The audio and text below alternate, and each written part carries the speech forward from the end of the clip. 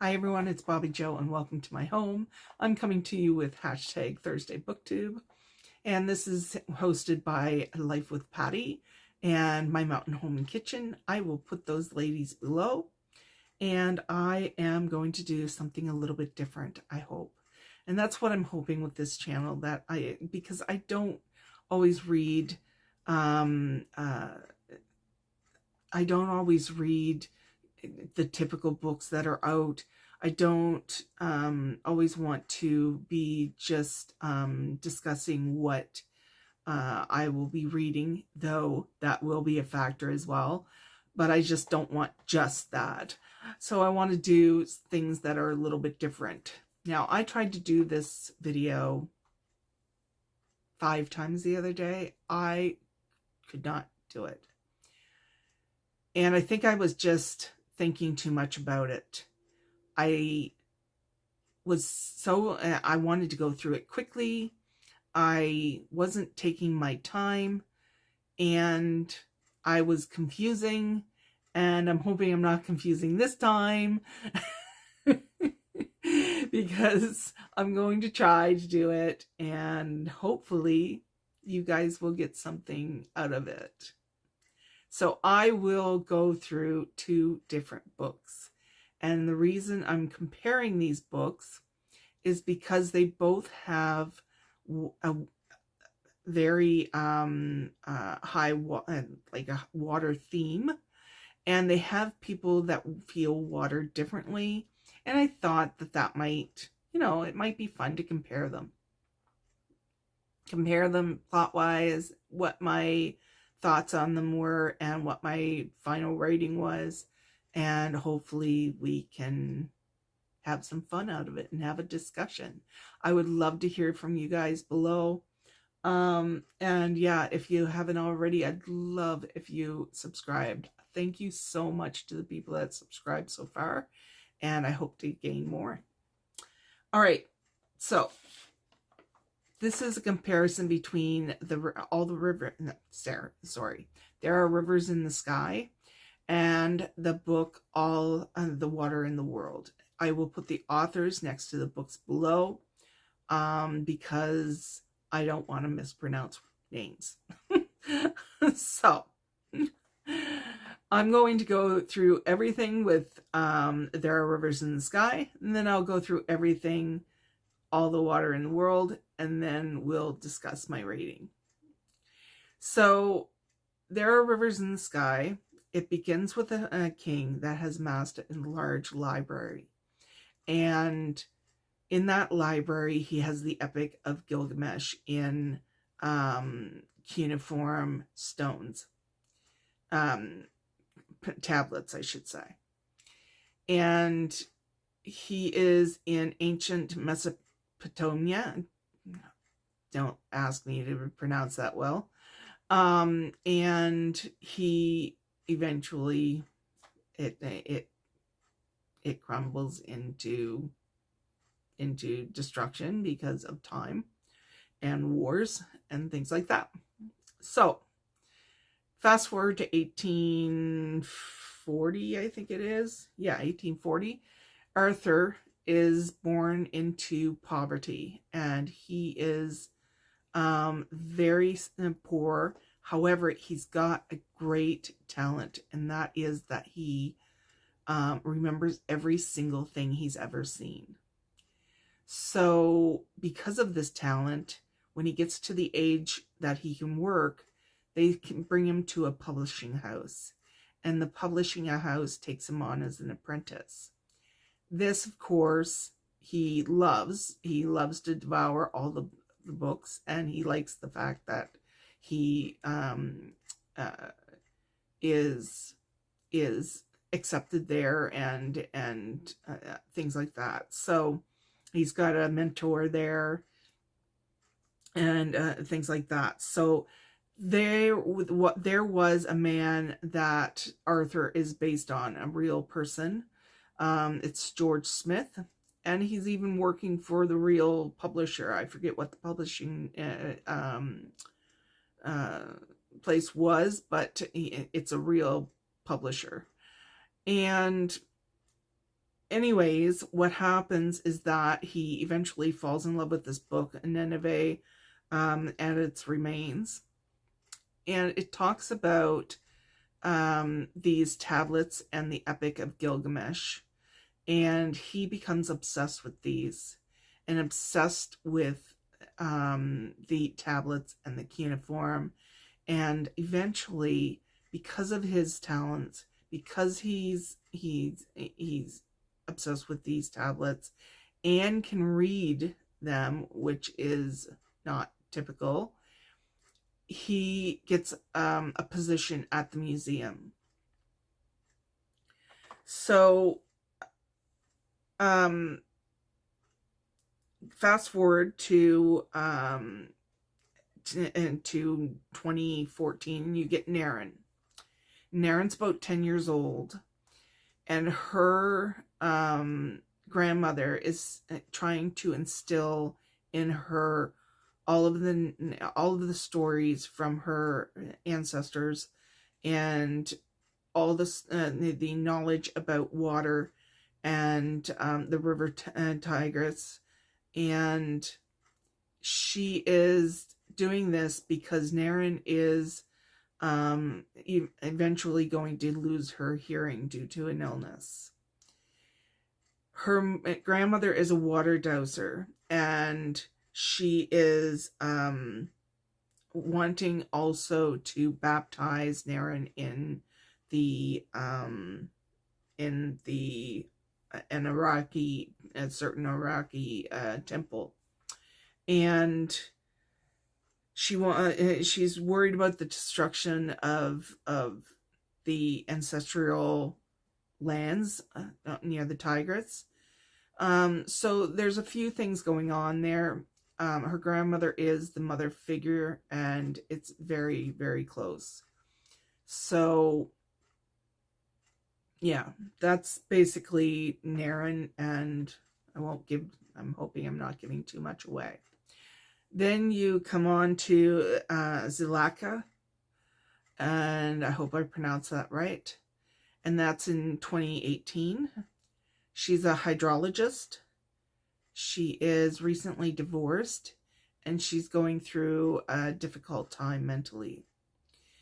And she is trying to adjust to her divorce, and she's looking at water a little bit differently as well. She's concerned with climate change. She's concerned that rivers are going to be damaged and things like this. She lives on a houseboat on the River Thames. I believe it is not right on the Thames. It could be an offshoot of it. But she also is dealing with her uncle who raised her uncle and aunt, have expectations that they're trying to impress upon her, and they're trying to give her money as well. So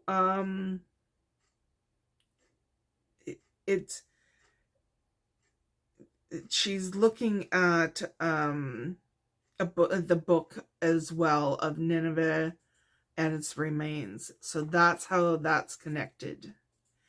I don't think I forgot anything else about that. Nope. Okay. So my thoughts on it. It has the water theme. It's talking about climate change. It's actually, they talk about the memory of water and whether or not it would have memory. The persecution of the ancestor and, well, Naren's community, basically. The mother figure, and then you've got the trust issues, and preservation of culture, and resilience as well. And what I loved about this book is that the amount of research that went into it. It was ignore Mario. it was amazing how much research went in, because Mariel and I watch a lot of documentaries, and we have watched a lot about cuneiform and things like that. And what she was talking about, I know that she has gone in and researched this. The characters, I loved all of their personalities, but I loved Arthur especially. The author wraps it around, like, at first it's this king that has a drop of water go on his head, and she wraps it all around to come to Zalika, I think her name is, and she wraps it around very well. She has some images in between things. She's it's very thought-provoking, and when you feel the emotions of the characters, it's always good. Now, next book is All the Water in the World. All the Water in the World is dealing with a girl, Noni, and her community is at the American Museum. And this is after all of the glaciers have melted and flooding has occurred. And when the main flooding occurred, the people that worked for the museum met at the museum. And because it was high enough that they could get in, and eventually they created a community there. Now, they were trying to preserve as much as they could in the museum while they lived. They were able to use Central Park as their hunting zone and their planting for food. And there was a main book that was kept about the exhibits. And Noni took over that book, and she was talking about water. Noni has an ability to feel water, so she can feel a storm coming up. And unfortunately, one does come up, and they need to leave the museum. So they're able to get out. They're able to get to the Hudson River. So they're going up the Hudson River, and they are meeting up with people and communities, dangerous people and communities, as well as good people. And they are heading toward a spot that they believe that they will be safe, and they want to eventually build a community there based on the values they had in the museum. Now, this one here, like I said, like the other one, water theme. There's climate change as well in here, especially conservation of the memory of water, which is Noni putting details into her book. It is dystopian, and there is another strong mother figure in this one, and trust issues are an issue. There's preservation of culture, trying to be resilient. So there's a lot of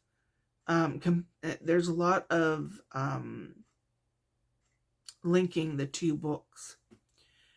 Now, the pros that I found were the storyline. I did like the main character. She was her personality, her strength. She was very determined. The other secondary characters I enjoyed as well. Well, enjoyed. It wasn't like it was a tough journey for them, and So yeah, I like them as well, and I didn't find it predictable. Some of those are okay, it's all sunshine and rainbows and unicorns, and that's not the case. The cons are that the pacing was very, very slow. I found the writing lacked depth, and I could not feel what the characters were feeling. And that's what I enjoy in a book, is where when I get teared up, for instance, because of the character. Comparing the two, that pacing is the biggest difference.